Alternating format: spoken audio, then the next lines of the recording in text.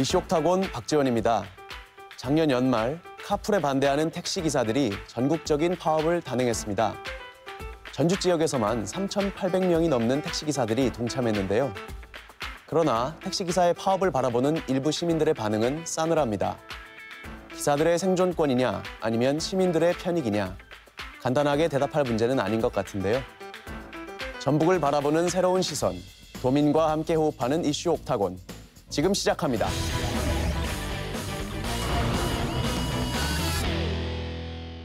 오늘 1라운드 이슈 인사이트 주제는 택시와 카풀 논란, 그 이면의 진실입니다. 고정 패널 먼저 소개하겠습니다. 최낙관 예원예술대학교 사회복지대학원 교수.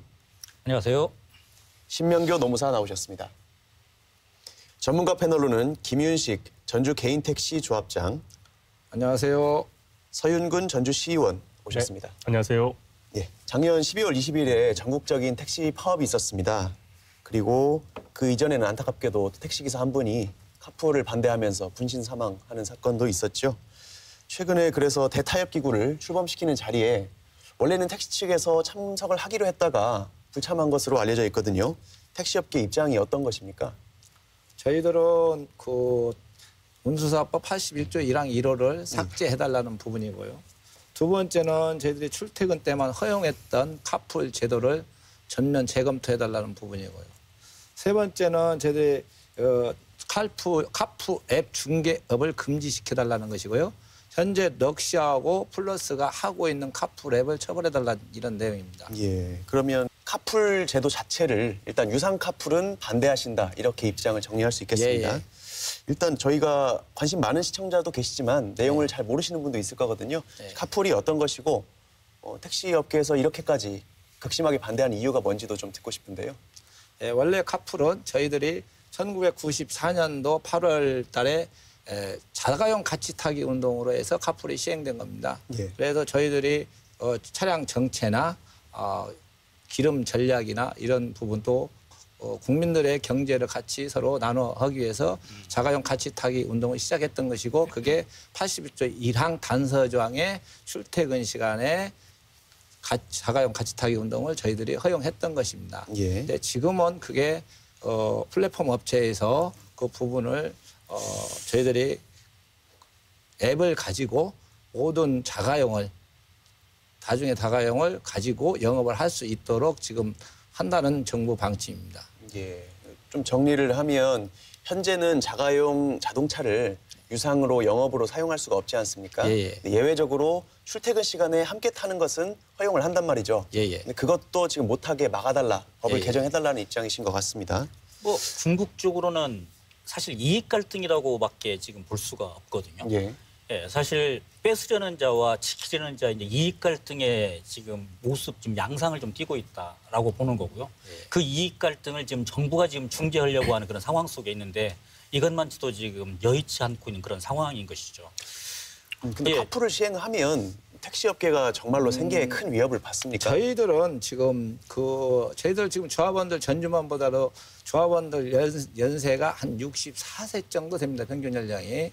그런데 저희들이 그 분들이 하루에 15시간 정도 중노동을 해가면서 한 달 수입이 150만 원도 못 미칩니다. 저희들이 계산해 보니까 최저임금의 최저 시급도 안 되는 지금 부분을 저희들이 이제 경제적으로 지금 하고 있는데요. 지금 저희들의 그런 상황에서도 다시 자가용이 영업을 한다면 우리 택시업계는 전부 무너질 것 아니냐는 우려가 굉장히 강합니다. 그래서 저희들은 그런 부분을 정부 차원에서 제도적으로 보완한 다음에 저희들이 카풀이나 아니면 자가용 요즘 하고 있는 앱 플랫폼 업체에서 앱을 진행시키고 있는 부분을 하는 것이 어쩌는가 하는 그런 의견을 내놓고 있습니다. 같은 맥락인데 예. 이렇게 표현하시는 분들도 계시더라고요. 그러니까 플랫폼 시스템을 장악한 대기업들이 본인들이 가지고 있는 그 큰 자본력을 바탕으로 하고 생산 수단이라고 할 수 있는 택시 운전에서 택시 산업에서 필요한 것은 자동차잖아요. 자동차를 소유도 하지 않은 채 시민들의 승용차를 이용해서 택시 영업을 하려고 한다. 그렇게 이윤을 뽑으려고 한다는 것에 대해서 또한 이건 구조 자체가 좀 문제가 있는 거 아니냐 이런 시각도 있는 것으로 좀 보여지고 있습니다. 제가 느끼기에는 지금 CBS에서 리얼미터에 의뢰해서 그 여론조사를 보면 일단 카풀 도입하는데 카카오 카풀에 대해서 시민들이 56%가 우리 국민들이 찬성을 하고 있는 거거든요. 예. 반대를 28.7%가 하고 있는데 일단 찬성이 많은 이유를 보면 그 택시를 잡기 너무 어렵다라는 거 아닙니까? 예, 맞습니다. 예. 그런데 카카오 그 우리 택시 업계에서 이 카풀에 대해서 반대하는 기본적인 이유를 이렇게 입장 바꿔 생각해 보면 예. 그러니까 카카오 택시를 통해서 예. 카카오 플랫폼의 어떤 위대함이라고 할까? 그 영향력에 대해서 한번 느끼신 것 같아요. 예, 예. 사실 전주 개인 택시시니까 그 한옥콜이나 자체 콜 택시 우리 서비스가 있었지 않습니까?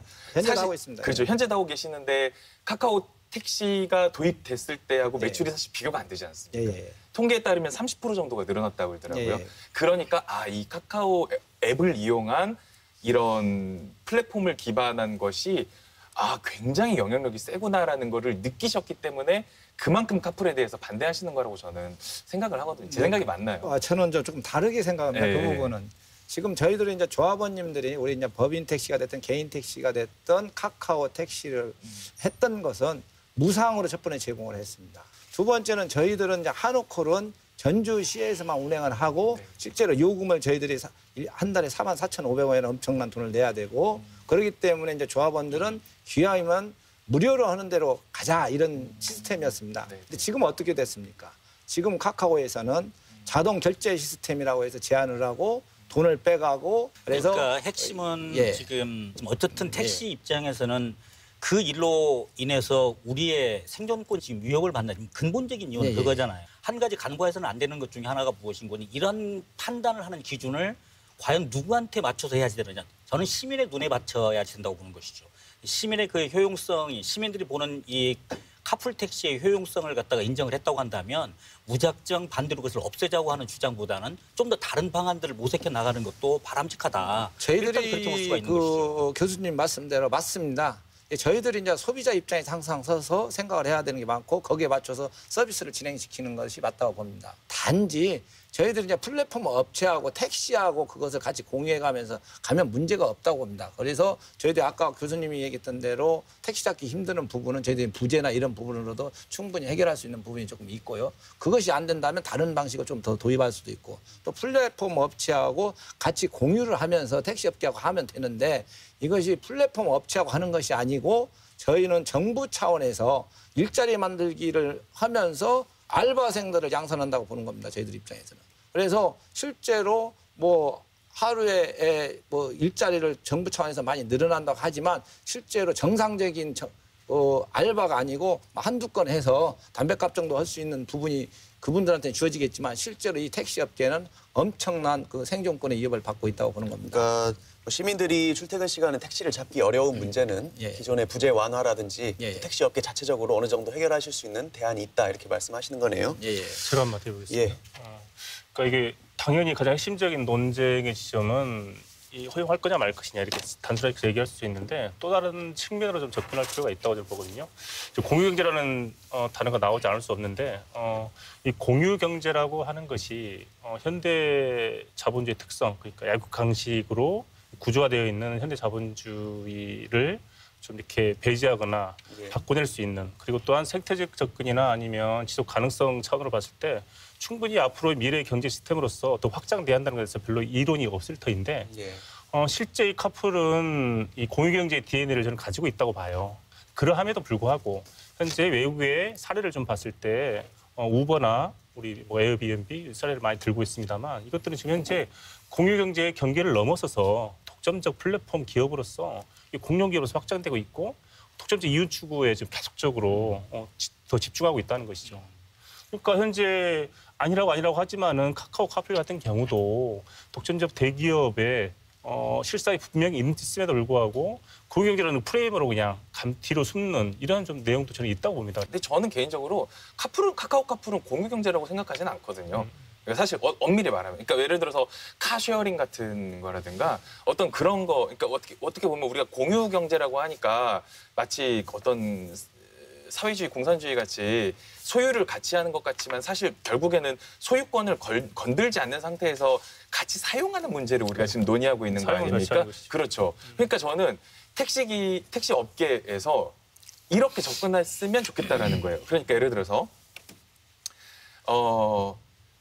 어떤 카풀을 도입하는 거에 있어서는 출퇴근 시간에 택시가 수요를 따라갈 수 없으니까 예. 일단 카카오 카풀을 이용을 하되 현재 카풀 제도가 대인 배상 2로는 커버도 안 되고 종합보험으로도 예, 안 되고 맞습니다. 예. 안전도 문제가 있으니까 예. 이 부분이 전제되지 않는 카풀 도입은 우리는 강력하게 반대한다를 논지로 일관되게 가시면 저는 충분히 이해를 하겠다라는 거예요. 그런데 이거는 우리 업계를 죽이는 짓이다라는 게 저는 시민들의 공감을 아직 얻지 못하고 있다고 생각하는 거예요. 시민의 관점에서 보면. 서울 지역 같은 경우에는 카풀을 찬성하는 이유가 그러니까 그 택시업계 동조하지 않는 이유가 승차 거부나 불친절을 당한 사람이 있기 때문이지만 저는 뭐 그렇게 택시 기사님들이 그래서 그 정도로 승차 거부나 뭐 불친절이 있었다고 보지는 않거든요. 사실. 우리 전주 같은 네. 경위는 뭐 이제 그 항상 가보시면 알겠지만 전주역이나 터미널 같은데 네. 항상 빈 차가 있는 그럼요. 것이고 예. 저도 이제 영업을 합니다. 이게 그 사무실 근무를 끝나고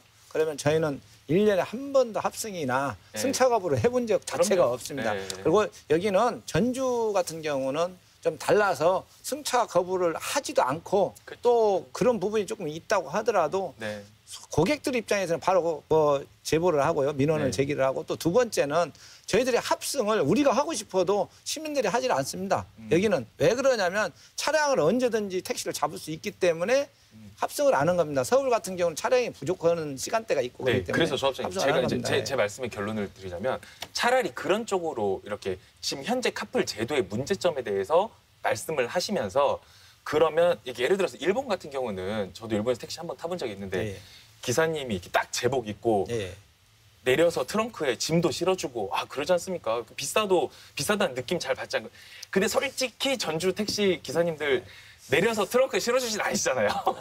솔직히 그러니까 택시가 그러니까. 우리나라에서는 이제 예를 들면 고급 서비스 아니 그런 개념이 아닌 거니까. 저도 그러니까 카풀 그 부분에 대해서 우리가 양보할 건 양보하고 네. 우리가 얻어낼 거는 얻든 자세 이런 그런 전략으로 가시면 이게 더 좋지 않아요? 아까 말씀하셨던 네. 식으로 네. 저희들이 이제 시민들 소비자 입장에서 한번 보자는 얘기입니다. 네. 카풀하고 현재 택시하고 저희들은 이 택시를 하려면 자격도 가져야 되고요. 건강검진도 네. 받고 뭐 질병검사도 받고 범죄 조력도 조력도, 하고 또 뭐 정신병도 하고 마약도 네. 뭐 드시면 안 되고 여러 가지 다 받습니다. 네. 근데 실제로 카풀 앱을 갖고 하는 경우는 그걸 검증은 부분도 없고 또 하나는 저희들이 아까도 요금 문제가 잠깐 나왔지 않습니까? 근데 요금을 저희들은 정부에서 허가해주고 물가대책심의위원회에서 다 해서 그 요금이 되고 그 메타 요금으로 우리가 지금 진행시키고 있는 겁니다. 저희들이 마음대로 받지도 못하고. 근데 카풀은 그런 제약을 할 수가 없어요. 그리고 저희 아까 이제 뭐 패널님께서 말씀하셨듯이 저희들은 운수사법 위반은 바로 제재 들어갑니다. 그러니까 네, 제가 그런데 지금 그런 제재 부분을 할 수 있는 부분이 지금 카풀 앱을 하시는 분들한테는 전혀 없다는 겁니다. 그러니까 말씀드리고 싶은 핵심은 뭔 거니 예. 생존권의 위협을 받는다고 하는 그 논리를 조금 더 벗어나서 예. 실질적으로 법이 제대로 규정을 못하고 있으면 그것을 바꿔야 된다고 하는 강력한 그 의지를 좀 표명을 해야 될 것 같고 예. 핵심은 그거잖아요. 원래는 자 유상으로 운송하는 것은 안 된다가 방점이잖아요. 맞습니다. 그러지만 예외적으로 지금 출퇴근 시간에 한해서만 지금 허용을 했던 거잖아 법이. 그렇죠? 그 그런데 더 부분은, 문제는 출퇴근 시간이 우리가 통상적으로 생각하고 있었던 그 시간이냐 아니면 자 출퇴근 시간도 굉장히 탄력적으로 운영되고 있는 상황 속에서 그것을 어떻게 해서냐는 문제 때문에 사실 24시간 영업을 가능하겠다고 하는 점에 지금 분노를 하시는 거잖아요. 그래서 맞습니다. 네, 네. 그 부분에 관한 내용들을 또 좀 더 정확하게 하셨어야지 저는 오히려 저희들은 그 맞다고 보는 거죠. 부분은 비상대책에서 분명히 정부에다도 얘기를 했습니다. 지금 이런 이야기가 나오는 예. 이유가 제 생각에는 예. 일단 지금 우려하시는 부분은 카풀 제도를 전면적으로 허용하면 예. 일종의 면허 없는 택시들이 자가용들이 전부 다 면허 없는 택시화돼서 예. 혼란을 일으킬 것이다. 이런 점을 우려한다고 하신 거지 않습니까? 예, 예. 근데 그런 부분을 사실 조정하려면 결국은 정부가 마련한 대타협 기구에 그렇죠. 나와서 참여를 해서. 이런 부분도 참여를 해서 네. 이런 부분들을 기술적으로 보완하고 카카오 측에도 요구해달라. 정부가 기사님들에 대한 뭐 범죄 경력 조회라든지 이런 자격 조회 이런 것들을 엄격하게 해달라고 요구를 해야 맞는데 그것이 아니고 그 기구엔 전혀 참여하지 않은 채 무조건 카풀을 못하게 해달라고 요구하는 것 같은 모습 때문에 네. 시민들이 일부 냉담한 반응을 제가 보이시는 것 같다는 그 얘기죠. 엊그저께 그 비상대책위원하고 전화를 통화를 했어요. 그 비상대책 대타협 기구에 다 참여하는 이유가 뭐냐? 예. 저희가 이제 그렇게 물어봤습니다. 저도 이제 뭐 여기 지방이니까 저희들이 거기에 참여하는 것이 아니기 때문에 물어봤습니다. 근데 거기는 그 얘기입니다. 정부에서 조건을 달고 있답니다. 이 대타협 기구를 오는데 저희들이 현재 시범 사업 구역은 해줘라. 그러고 나서 대타협기에 들어와라. 이렇게 얘기를 하고 있답니다. 그렇기 때문에 우리는 그런 시범 사업 구역을 하고는 거기를 못 들어가겠다. 첫 번부터 백지에서 저희들이 똑같이 논의를 하자는 게 저희 비상대책위원회 제가 본 언론 얘기입니다. 보도에는 예. 오히려 택시업계 측에서 예. 현재 일시적으로 진행되고 있는 카풀 서비스를 예. 잠정적으로 중단하지 않으면 참여하지 않겠다. 이게 이렇게 두 가지인 선언한 것 것으로 같아요. 보입니다. 저희들이 보기에는 아까 제가 말씀했던 대로 부분이고 예. 아까 럭시나 플러스가 현재 하고 있으니까 그 부분은 어떤 법적인 처벌을 좀 해달라. 그런 어떤 답변을 해달라고 하는데 정부에서는 그게 아까 뭐 서로 해석의 차이가 있지만 뭐 알선 부분이 아니다. 그러니까 이건 합법적으로 할 수 있다. 그러니까 그것은 상관하지 말라는 식으로 이렇게 얘기를 하다 보니까 저희들이 참여를 안 넣은 것 같습니다. 이번 사건을 계기로 해서 그동안 택시업계에서 꾸준히 요구해왔던 산학금제 폐지나 완전 월급제 실시, 또 전액관리제 실시 이런 것들을 정부에서도 조금 강력하게 밀어줄 것처럼 하는 모양새도 보이거든요. 이런 부분은 좀 해결이 된다고 보십니까? 제가 얘기를 해보겠습니다. 지금 전주시청 앞에서 김재주 택시 노동자가 지금 1년 하고 또 4개월, 날수로 따져보니까 485일 정도. 예. 그게 말이 쉽지 참 어려운 지금 일을 행하고 있습니다. 참 안타까운 일인데요. 딱 하나였어요. 전액 관리제, 완전 월급제가 필요하다. 또 그건 실제 현행 법에 있는 것입니다. 맞습니다. 시행이 안 되는 것이죠.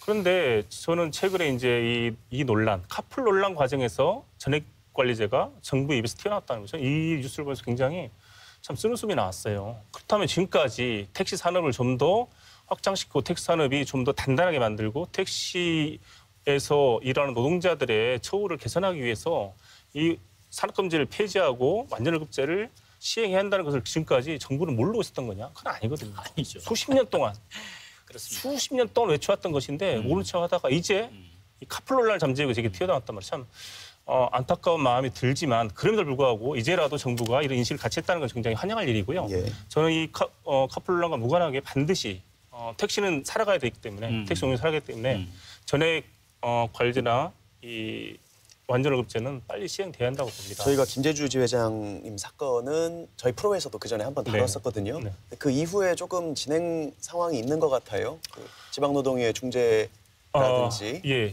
그 지난 12월 19일 날 전주시에서 전주시 법인 택시 회사 중에 완전월급제를 도입하지 못하겠다 끝까지 버티는 업체에 2차 지금 처분을 했습니다. 그리고 아마 1월 중에 1차 처분했던 거에 대해서 지금 소송이 들어갔거든요. 그래서 1월 중에 1차 처분의 결과에 대해서 법원에서 어느 쪽에 손을 좀 들어줄 것 같은데 아마 사회적 분위기가 이제 정부에서도 월급제가 나오는 상황이기 때문에 뭐 좋은 결과 나오지 않을까. 알겠습니다. 근데 이제 기술 발달로 인한 산업 구조가 이렇게 변화하는 굉장히 거대한 트렌드 안에 지금 우리가 있지 않습니까? 예. 그리고 카풀을 이용하려는 시민들의 수요는 분명히 있는 것이고요. 예. 조금 더 저렴하게, 더 편리하게 이용하고 싶다는 수요는 있지 않습니까? 예. 그럼 이런 기술 발달의 흐름을 택시업계도 받아들이고 좀 시민들의 수요도 이렇게 반영해서 변화하실 수 있는 방향은 없나요? 아까도 말씀드렸지만 저희들이 지금 주장하는 게 그겁니다. 플랫폼 업체나 네. 그런 업체가 자가용으로 하지 말고 우리 택시하고 같이 공유를 해서 같이 상생하자는 그게 것이 구체적으로 저희들입니다. 어떤 겁니까? 예를 들어서 지금 그 카풀 앱을 플랫폼을 가지고 카풀 앱을 하지 않습니까? 그걸 택시에 접목시켜서 같이 상생하는 겁니다. 그래서 저희들이 그 플랫폼 업체에다가 어느 정도 뭐 저희들이 하면서 지금 저희들이 카카오 택시 하는 식으로 받아서 그렇게 하는 거죠. 가면 문제가 없다는 얘기입니다. 저희들은. 근데 그것을 제껴놓고 저희들 업체를 제껴놓고 자가용으로 한다는 게 문제가 있다고 보는 겁니다. 그러니까 예를 들어서 그 좋은 사례가 있어요. 그러니까 네. 예를 들어서 미국 플로리다주 같은 경우는 그 우버하고 관련된 어떤 이런 문제가 있었을 때 택시 산업의 규제를 풀어주는 조건으로 카풀을 이제 받아들인 거예요. 예. 이쪽 택시 쪽에서. 네. 그리고 그 호주 사우스웨일스주 같은 경우는 카풀을 허용하되 거기서 발생한 수익금은 택시 산업 발전 기금으로 그 플랫폼 업체에서 납부를 한 거예요. 예. 근데 저 개인적으로는 한번 생각을 해봤어요. 이런 건 어떤 거예요? 그러니까 예를 들어서 자꾸 전주는 별로 상관이 없지만 서울에서 승차 거부나 그러니까 저도 그런 경험은 있었거든요. 예를 들어서 카카오 택시가 도입이 된 이후로 오히려 택시 기사님들이 출발지와 목적지가 나오니까 골라서 콜을 받는다라는 그래서 거죠. 저희들 그거 안 그렇죠. 예. 그래서 오히려 카카오 쪽하고 얘기를 해서 목적지가 블라인딩으로 안 보이게 나오는 어떤 방안이라든가. 그러니까 왜 제가 이런 말씀 계속 드리냐면 결국 요금 다양화뿐만이 아니라 서비스의 다양화가 필요한데 서비스 다양화에는 플랫폼이 없을 수가 없다고 저는 봐요. 예. 플랫폼 없이 어떻게 서비스를 다양하게 할 건지. 왜 그러냐면 지금 일본 같은 경우에는 영원 택시도 나왔고 지금 미국 뉴욕 같은 경우는 무인 택시도 이제 나오고 그럼 무인 택시 나오면 우리 택시 어떻게 할 거예요, 진짜로.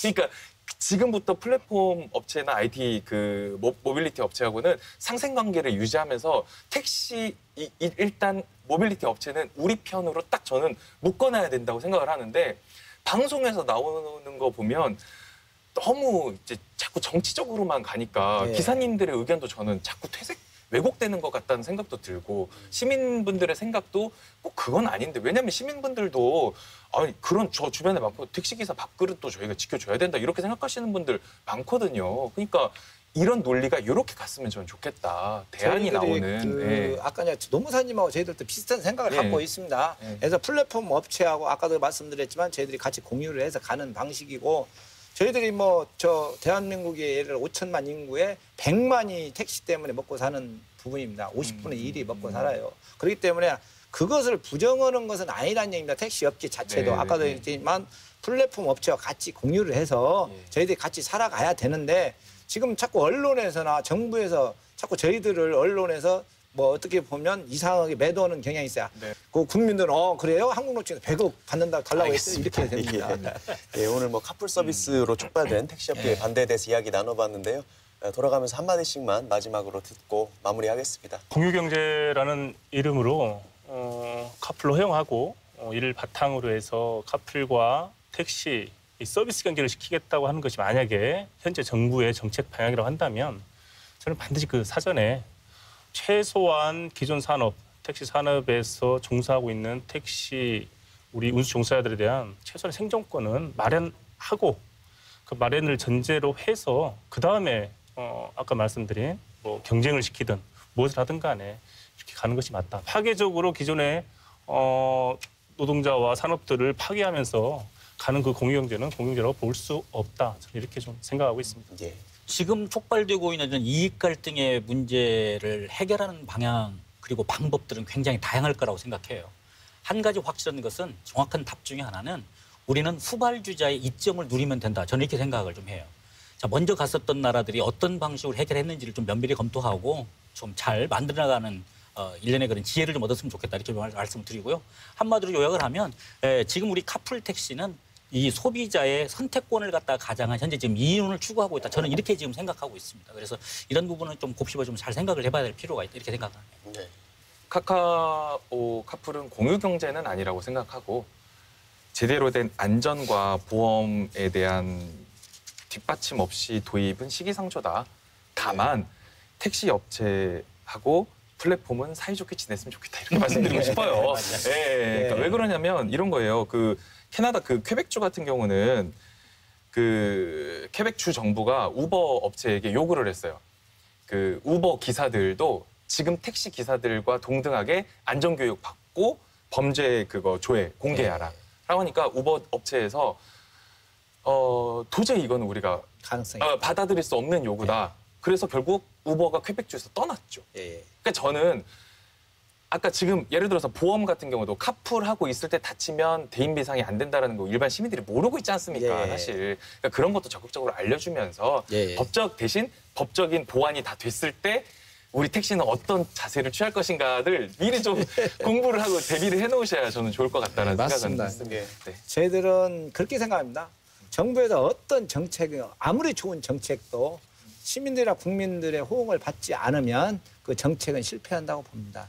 그래서 모든 정책을 시행할 때 그 당사자들하고 충분히 협의 시 그다음에 그분들하고 합의가 돼서 시행하는 정책이 옳다고 봅니다. 그래서 저희들도 그 정부하고 이렇게 대화할 때 무조건 안 한다가 아니라 저희들이 그런 서서히 예를 들어서 스펀지에 물이 스며들듯이 그런 정책을 정부에게 해주기를 바라고요. 저희들도 어찌됐든 지금 아까도 말씀드렸지만 집에 들어가면 대부분 할아버지, 아버지 그렇게 되는데 그런 분들이 노인 앞으로 우리나라가 노인 분들한테 어떤 뭐랄까 그 보장제도를 많이 해야 되지 않습니까? 근데 그런 부분을 찾기 전에 현재 가지고 있는 노인분들의 그런 직업을 좀 유지할 수 있도록 저희 해줬으면 좋겠다는 말씀드리겠습니다. 예. 이번에 어쨌든 기술 발달로 이런 뜨거운 사회적인 논의가 촉발이 되지 않습니까?